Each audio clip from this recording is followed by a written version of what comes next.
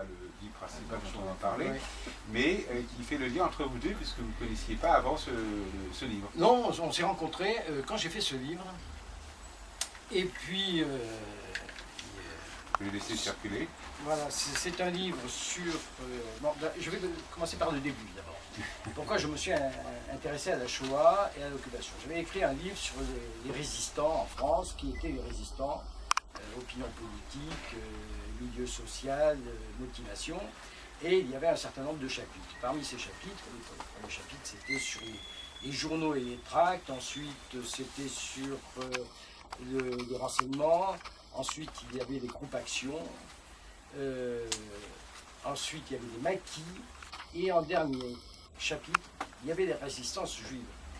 Alors il y avait des juifs dans tous les mouvements de résistance. En revanche, cette résistance juive, elle, avait ceci de particulier qu'elle avait pour priorité le sauvetage des enfants. Alors il y avait la 6e des éclaireurs israélites de France, il y avait l'OSE, il y avait enfin, beaucoup d'organisations et de filières qui ont travaillé notamment en liaison avec des institutions religieuses catholiques, des établissements catholiques, avec des évêques, avec des... Bon, dont certains étaient maréchalistes. Par exemple, je pense à l'évêque de Nice, j'ai oublié son nom, qui était un maréchaliste, mais qui n'était pas antisémite, qui condamnait l'antisémitisme et qui a permis de sauver à partir d'un réseau 425 enfants. Bon, ça c'était le dernier chapitre de ce bouquin.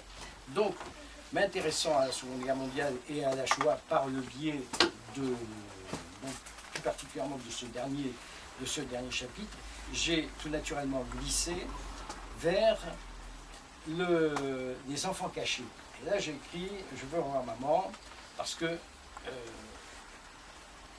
il y avait